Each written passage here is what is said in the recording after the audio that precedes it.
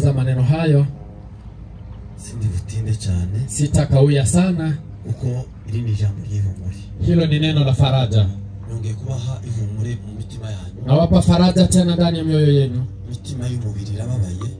Moyo wa mwili unafarijika, una huzuni. Twese turababaye mu buryo bw'umubiri. Sisi sote tuna huzuni. Ariko mu buryo bw'umwuka. Lakini ndani ya kiroho dufite ibyishimo. Tuna furaha. Niyo mpamvu Biblia yavuze. Ndio sababu Biblia imesema niduhumurisha ihumure yaduhaye. Inatufariji kwa faraja iliyotupa. Ese iyo humure ni lipi? Faraja hilo ni lipi? Ngiye kuvuga kuri iri humure. Nataka kuongea kwa sababu ya faraja hilo. Ndarivuga ihumure niki? Faraja ni nini?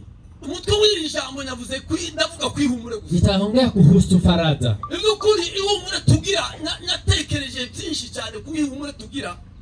Nilifikiria mambo mengi kwa faraja tulionayo. Sanga abana b'abantu ntibagiri humure nkuko Biblia. Nikapata wanadamu hawana faraja kama vile Biblia inavyosema. Humure nyayo ni humure twahawe na Kristo. Lakini faraja tulionayo ya kweli tuliopewa na Kristo. Niba Kristo yarafuye kazuka. Ikiwa Kristo alikufa na akafufuka. Tumaini hilo tulilonalo. Faida ndiyo fu. Faida bado hatakufa. Faida rahari.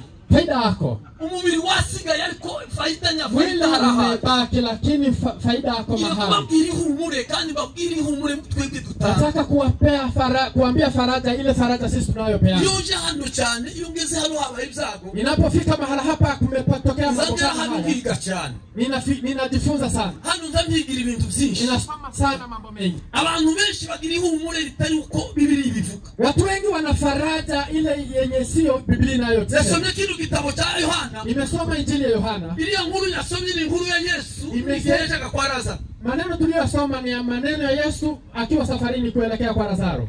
Ihumure abichogiye bari bafite igihe cha Lazaro. Faraja waliokuwa nayo wakati wa Lazaro. Bamutabaye nkuko namwe mwatabaye. Walikuja vile sisi tumekuja. Ariko bageze kwa bashiki ba Lazaro. Lakini walipofika kwa Lazaro, nta humuru bamuhaye ahubwo hawakumpea faraja ila walimuguzaga ngese awundi mwagenda ginyuma wengi walimusiaki wakimwambia yule mliokuwa mnatembea na Yesu awundi mukunda kuki ataje kwa yule Yesu mnayempenda yu wapi? Yesu amaze kumva inkuru ya Lazaro. Lakini Yesu aliposikia habari ya Lazaro yagize ikibazo gikomeye cyane akawa mambo mengi ndani ya moyo wake. Bamubwira yuko Lazaro yafuye. Alipomwambia kwamba Lazaro asubiza yuko atafuye yasiri. Yeye akajibu ya kwamba hatakufa. Abigishwa nibo batangazwa n'iryo jambo. Wanafunzi wakashangazwa na maneno.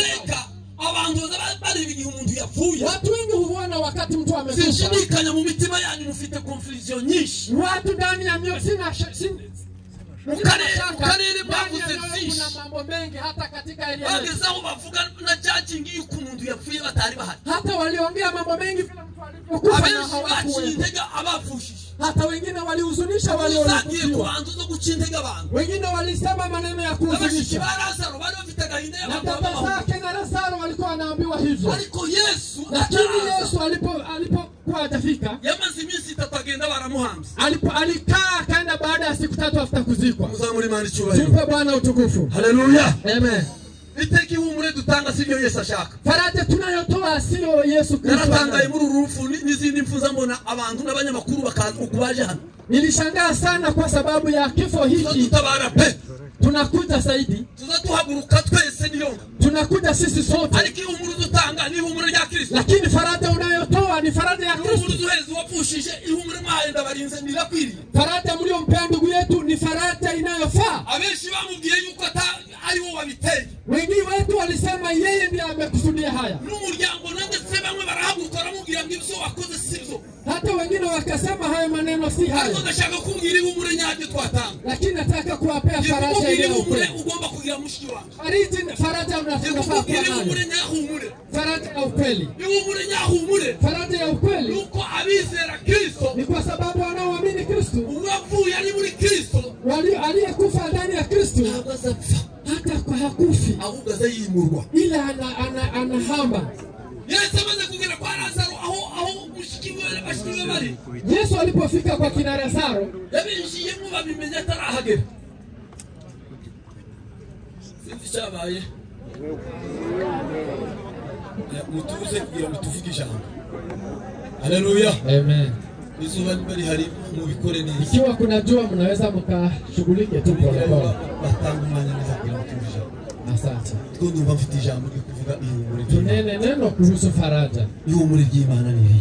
Faraja ya Mungu ni nini? Ihumure ryo guhumuriza abantu ni irihe? Faraja ya kufariji watu ni ipi? Bene data tugira ihumure ryo guca intege. Kwa nini tuna faraja za kukata moyo? Tugira ihumure yuko umuntu yagi aho ukamukira n'urubanza. Kwa nini tunazo faraja zenye hazieleweki? Ariko ihumure nyahumure. Lakini faraja inayofaa. Yewe nuko bihamya yuko mwene data yagiye mu ijuru. Mimi nina ushahidi ya kwamba dada yetu anaenda mwene data yagiye kwitaba Imana twicaranye arambwira arasezera araraga arihana ambira ibintu byose imbere yanjye. Alipokuwa karibu kwenda tulikuwa na yeye na akatengeneza safari yake.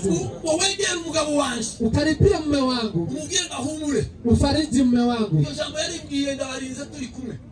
Aliniambia maneno hayo akiwa na mzee. Akamwambia akaniambia asiwe na uoga. Ariko bantu baje guhumuriza. Lakini watu wakifariji bakazana kucyakinga. Wanaleta hukumu. Bamwe ngo niwo bamwishi. Wengine yeye ndiye amemuua. Abandi ngo niwo babiteye. Wengine yeye ndiye amekufa. Ni ihumure ry'abanyamubiri. Lakini faraja hiyo haifai. Ihumure ry'abanebwe. Fariji hiyo haifai. Ni ihumure ry'abapagani. Fariji hiyo haifai. Ihumure nyahumure. Faraja inayofaa. Kugira mwene data muhumurika yawe. Fariji ndugu tukumwambia. Farijika ndugu yetu amen. Farijika tutampata. Kugira mwene data aho yagiye araruhutse. Mahali ameenda tutamwona. Mahali araruhutse. Mahali alipo amen. Mahali aranezerewe. Mahali alipo mahali yakorewe ibirori. Mahali alipo mahali nta mibabaro. Mahali alipo mahali nta rufu. Mahali alipo mahali nta furiro. Mahali alipo mahali araruhutse.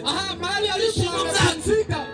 Nuko tuzi yuko tuzamusanga. Tutampata. Uruhari n'urwawe mwene data. Wewe wese uhagaze gute muri iki. Jukumu ni lako unasimama kipi. Uramutse uhamagaye uyu munsi wagenda ukamusanga. Ukaweza itwa leo. Mwene data uyu munsi uramutse uvuye muri uyu mubiri. Ukaweza tolewa katika mwili. Waja he. Unaweza kwenda wapi? Nasoma Biblia nijoro. Nimesoma Biblia usiku. Yambwira abantu bacu naguje Yobu. Nimesema watu waliozake Yobu bikomeye. Yobu alipata shida mingi. Abantu baje kumubwira bamuhumuriza. Watu walimwambia mambo mengi ya kufariji. Munatukima. Wakamwambia mtusi Mungu. Ariko Yobu yifashe neza. Lakini Yobu alisimama yabasabira imbabazi. Akawaomba akawaambia gusumbushwa. Lakini alipofika kufarijiwa ndishiza kababaro z'ababuza abantu. Akapewa faraja ndishiza kababaro z'abacu badusize. Anapewa dhamiri, anapewa tuzabona indishiza kababaro yuko bacu badusize. Atapewa malipo ya wale waliotuacha. Muzashiwe ni wabivuga neza. Biblia katika Ufunuo imesema hivi. Yesu Kristo ni uzahaguruka duhanagura amarira. Yesu Kristo ndiye atatupanguza machozi. Yesu azaduhanagura amarira. Kristo atatupanguza machozi. Ihumure rya Yesu wenyine uzaguhanagura amarira. Faraja yake Yesu Kristo atakayetupanguza machozi. Ihumure rya Yesu azaguhanagura amarira. Wazazi wetu faraja yake atawapanguza amarira. Twari hano kwisi. Waliokufa tuzayahanagurwa na Yesu. Tutawapanguzwa na Yesu. Tuzayahanagurwa n'Imana. Tutayapanguzwa na Mwenyezi Mungu. Yesu azahaguruka wenyine Yesu Kristo atasimama pekee. Ndio humure ndio na faraja hilo aliko nalo ndani ya moyo wake. Faraja hiyo ndio ninayo. Faraja hiyo ndio ninayo ameniachia. Humurike bene data. Farijikeni ndugu. Mwishime bene data. Farijikeni ndugu. Wagiye yaruhutse. Furahini ungaje tuzamusanga. Tutampata. Ihumure twahawe nguko twasomye. Faraja tuliyopewa. Bali hawe kugira ngo duhumurize abandi tuzawa ili tuweze kufariji wengine. Twahawe ihumure n'abashumba. Hatuweza tukatoka watumishi. Utugicarane gusa. Ili tukae nayo. Twahawe ihumure. Tulipewa faraja. Kugira ngo mpumurize abagiriza. Kufariji wale walio. Twahawe ihumure. Kugira ngo mpumurize abapfushije. Ili tuweze kufariji wale ihumure ryanje. Tulipewa faraja. Ugomba kuguhumuriza guhumure. Ili tuweze kukufariji. Kandi cyo mubwira mwene data. Nikwambie ndugu yangu. Uhumurike. Farijikeni. Uhumurike. Farijikeni. Uve yuko wadusize. Usikie kwamba yaruhutse. Amepumzika. Yaruhutse imibabaro. Amepumzika. Yaruhutse amagorwa. Amepumzika. Yaruhutse intambara. Yaruhutse izi ndwara. Amepumzika. Yaruhutse bino bintu twacagamo. Amepumzika. Aranezerewe. Mahali alipohumura ni wisera na uzahabu. Farijikeni mahali alipo nasi tukifika tutafurahia. Kandi aho ngaho hari twese tuzahishima. Mahali hapo tulipo tutafurahia. Ahari twese tuzahanezerwa. Mahali hapo sisi sote tutafurahia. Nzangazwa n'abantu b'iki. Ninashangazwa sana na watu wa siku hizi. Acha niwaambie nikonya hawe. Acha niwaambie hivi kwa sababu nasaba kumahindura mind. Lakini fikirieni. Uhindure mind mutekereze kuma. Fikirieni na mawazo yenu vizuri. Mutekereze kuzuko wa Kristo. Fikirieni kuhusu ufufuko. Mutekereze niba Kristo arazutse. Fikirieni kiwa Kristo atafufuka. Amaze kuzuka aratubwira ngo ngiye kubategurira.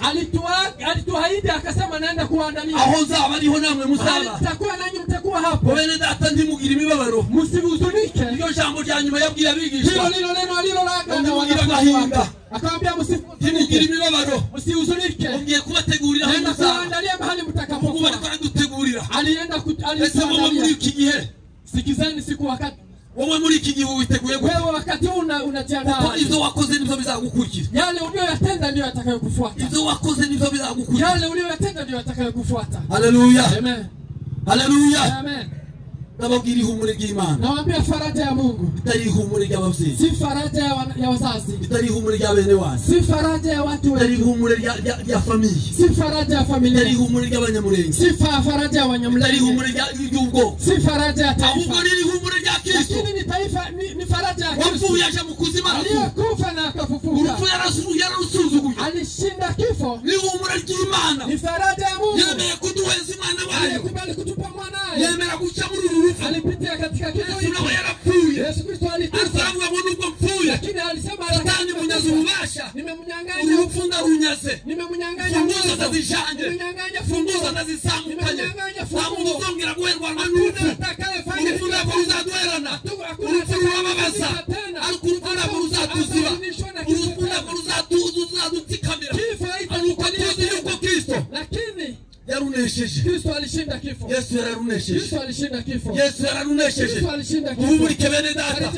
uru rupfu ntiruzongera kudutwara ukundi, kifo haitatubeba rutwara umubiri ariko ubugingo buraruhuka, inabeba mwili lakini ubugingo bwanje ubu ngubu niko nditegura, mimi ninajikaa nikijitayarisha, buri munsi nditegura, najitayarisha kila siku, uko bukeye nditegura, najitayarisha kila siku.